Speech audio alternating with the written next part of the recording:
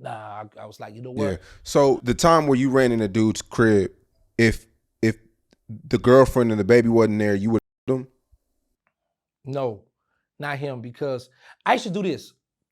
Certain people, right? I'm gonna get a drawing. I'm gonna get the rundown on you, and if I feel like you kind of soft, that you gonna sit and hit, or we might go to war, or if you just a cool dude, you just happen to be selling drugs, I'm gonna let you live because you a cool dude. So 9 times out of 10, somebody gonna front you something else. You gonna get some more work, and I might come back and rob you again.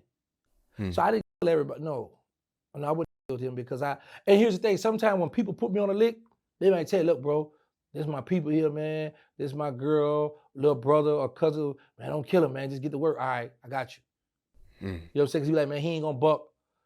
You have situations like when a person try to go for the gun or buck you, then you might have to. But sometimes people be like, man, get that stuff, man. Just let me live. I'm gonna see you in the streets. Yeah. Mhm. At what age did you start selling like heroin and weed and crack and? We first started selling weed. I was like 13. Mosquito was the first one with the crack. I was scared of that. I tried selling crack twice. That didn't work. First time, I went in my home in Killer Stones because we had quarters. We used to sell the quarters. Back then, it wasn't 7 grams. We would sell quarter like maybe 6 grams, something like that for the 200. I would get it, rock it up, sell, make deals, because I just like to go buy polo shirts and ballet shoes and all that, Jabot jeans and stuff. The first time I did it, I was doing like deals, like if a crackhead might get me 5 sales, give him 1. I'm doing all kind of little willing and dealing. I got a big knot of money, so when I count my money, I only had $200. I said, where my profit at? I said, I'm gonna try this one more time. Got it again. This police named Curly Head and Blue Eye coming to the project. I had my crack in the hallway in a light bulb. You know, you take the light bulb out, you got the little socket. I had it hid in there. So we run. I come back, crack gone. I said, man, I ain't selling no more crack. It's over with. Heroin was introduced to me in 1992 by an old head in my project. He's still living right now to this day. Heroin was, we used to call that a rich man high back then, because back then, 1 bag of heroin was $25. It was totally different from selling dime and $20 bags of crack. You know, an ounce of heroin when I was, like, it's changed now, and during my time, 5,000, something for 6,000, sometimes a drought 8,000, for the heroin. So, and then if the heroin, if it's an ounce of heroin and if it's taken 3 or 4, now you might step on it 2 times. You know what I'm saying? You gotta leave a little room. You don't want to have that watered down stuff. But kilos of heroin back then was anywhere from 80 to 100 grand. Now I'm hearing that stuff, with the price 40, it's cheap now, but I got introduced to selling drugs at a real young age. I remember seeing a young boy in the Callio Project when I was like 9, 10, selling drugs. And he used to give me money when I would come to the cut to go to the store for my mother or whatever. And he got killed back there in the project. So I witnessed this stuff at a young age, selling drugs. But I honestly, I really didn't like selling drugs. I would prefer to rob you or take a hit faster, to get the money faster. I prefer that. And taking the hit, you're talking about catching a body for somebody. Right. Somebody gonna pay me, and I'm going to take care of the business for them. How much would you charge for a hit? Back then, Yeah. the most I got was 20,000 and some heroin. But man, 10,000, 15, it varies back then. I know some people. I know one dude. He was a stepper. He hit a dude for 2,500. But how do you know they're gonna pay you though? It depends on the guy you're dealing with, because you're gonna get half the money up front. Now I had a homeboy, he in the Fed down. What he would do, he would send a hit. He gonna give you half the money. You go do the hit. When you come back to get the rest, he kill you. What? Yeah, he don't want no, because you gotta keep in mind, Sean, if you pay me to go do a hit, now I got something over your head too. So he gonna eliminate all that. He used to do that, you know what I'm saying? But sometimes, people will pay you your money because they know if you went to take that hit and that mission was accomplished, they know you gonna come back to kill him behind your money. Because now you made me look stupid. You had me go ahead and let you gave me something. You want to play with me? All right, I'm going to see you. You know what I'm saying? So I've never heard nobody sending somebody on a mission and didn't pay them. I've never, if it have it happened, that's possible. I've never heard it. I've never heard nothing like that. So you're hustling, you're making money, and I'm watching this documentary. They say that at your heyday, you're making $50K a day. Is that true? Really, bro? It was my co-defendant, OG Blabber. He's home now, right? When I would pull up in the project, he had like anywhere from $10,000 to $15,000 just from selling all bags. That's not selling if we had grams or we were selling quarters. That's from bag to bag. He used to love to do that. And I was like, man, you in front of my mother's door. We got to come together. You know, so it wasn't just me. It was both of us. Because what it was, people who sold the weight, I was cool with them. So I had the plug with getting the weight, so we would get a discount, and then I would bag it up, and he would sell it. So it was really both of us, not just me doing that. But it wasn't no every day. No, it wasn't every day. You're gonna have some days where you might make 20,000. But here's the thing about heroin. Every morning, them people coming to get their fix. Anybody who's on heroin in that morning time, they got that sickness, they got to get off. So they coming, that traffic gonna be heavy. That traffic coming, man, you know, but, people like to play with the numbers. Sometimes, Sean, honestly, I let people just run with the numbers, and just keep it going. But then sometimes be like, man, all right, it's enough of that. Yeah. You know what I'm saying? Because here's the thing. When a person play with numbers, first thing, anybody with the same mind gonna say, well, if you made this much,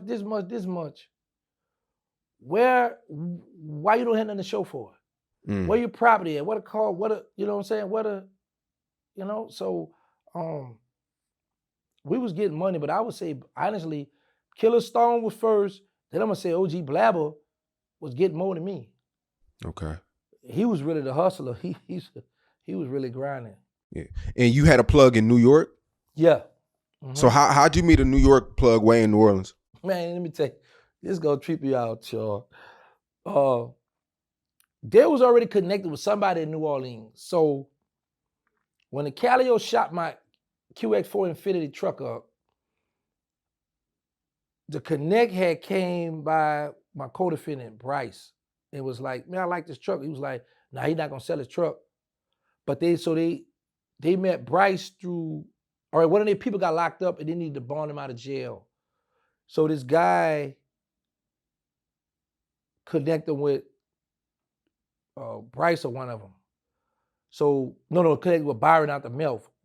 Byron out the Melf introduced to Bryce because Bryce knew how to get off the heroin. Bryce brought it to me and my project was jumping for it. So once I ran out, I was like, Bryce, what's up? You got? He said, nah, man, I don't got no more. Where the people at? Oh, they're in New York. Tell them I'm on my way. All right. Me and Blabber, well, we wanted to catch a straight flight. It was too high.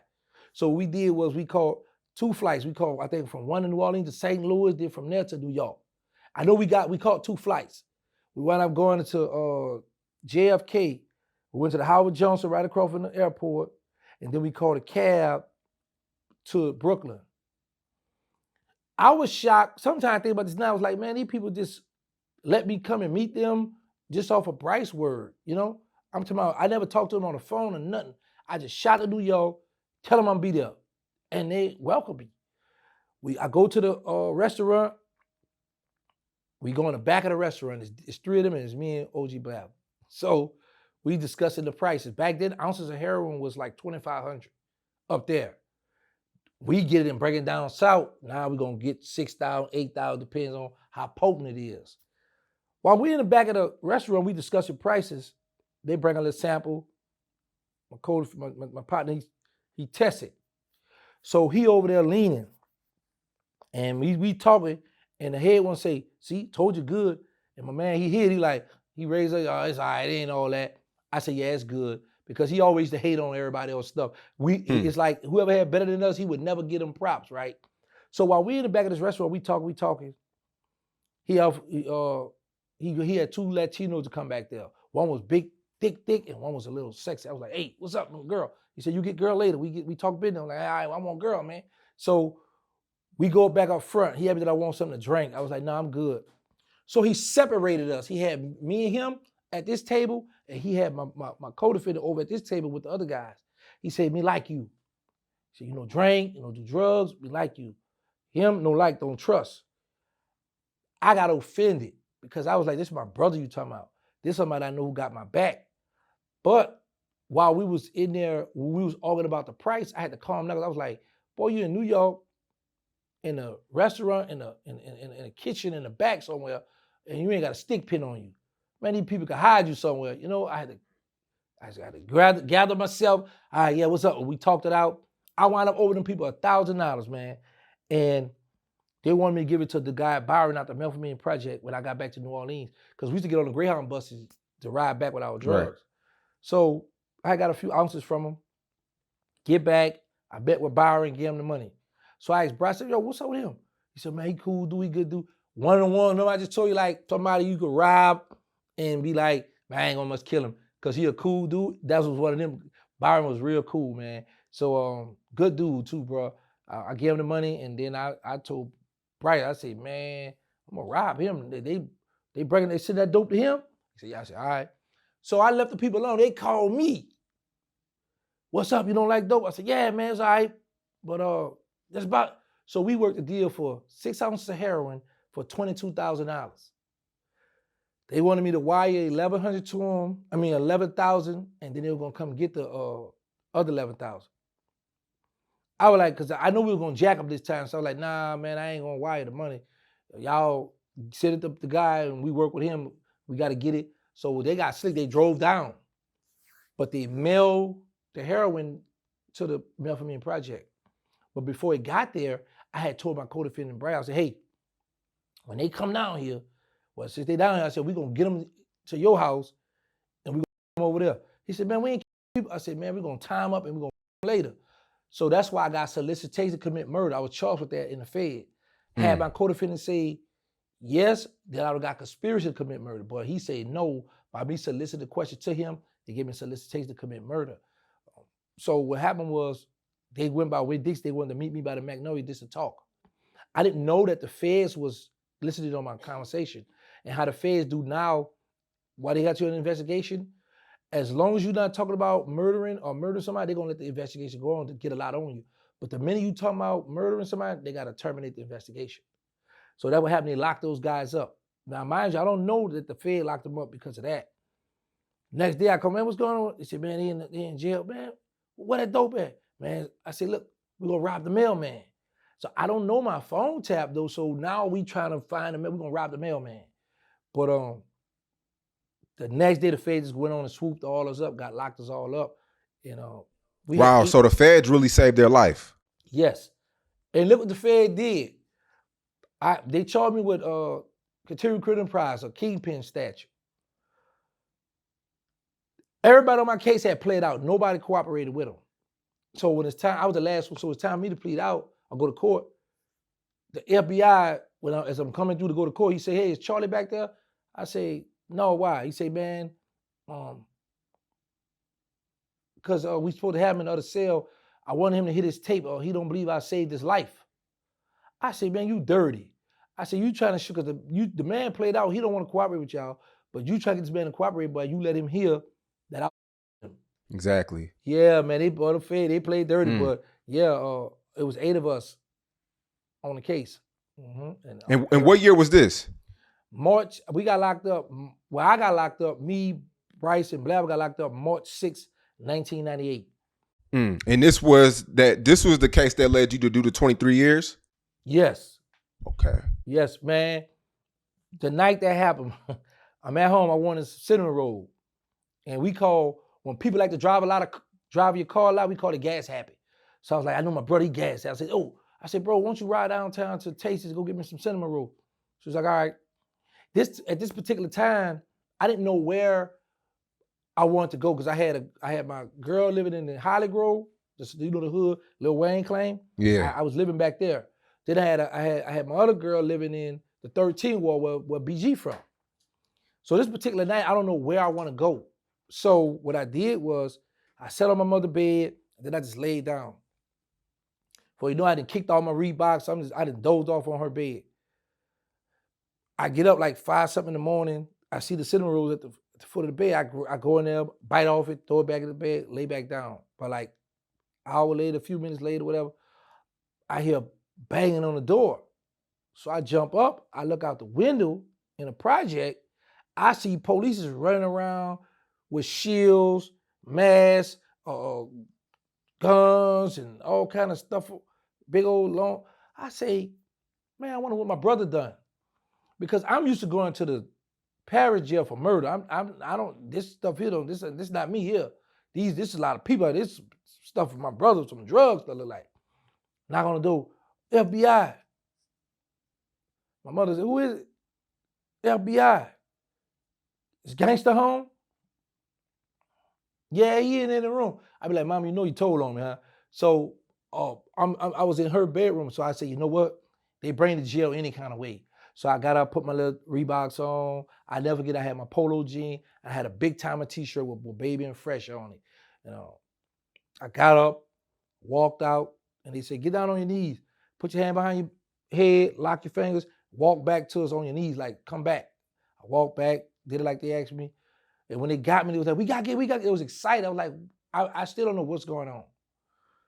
They bring me outside on the porch. You got any guns in there? I said, man, I got to do y'all job. I'm not going to tell you if I got guns in there. They bring me, when they locked me up. No, my homegirl was out there. They got the landlord. I was like, don't worry, I'll be back. Because I'm thinking it's like the state. Locked me up. Baby Slim, a phone call away, man, y'all get me. Man, that was March 6, 1998. I ain't see the streets till June 3rd, 2022. Crazy. 23 years and 10 months, almost 24 years straight in prison. One of my daughters, I got locked up March of 98. She was born in May of 98 at home. But while I was locked up, one of my daughters graduated from Howard University. One graduated from Tulane University. And thanks to Slim and Baby taking care of me, they helped me put my daughters in college. So, you know, I was able to still do stuff from prison, take care of my children. I got 10 of them. Well, I got 11 now, but I had 10 then.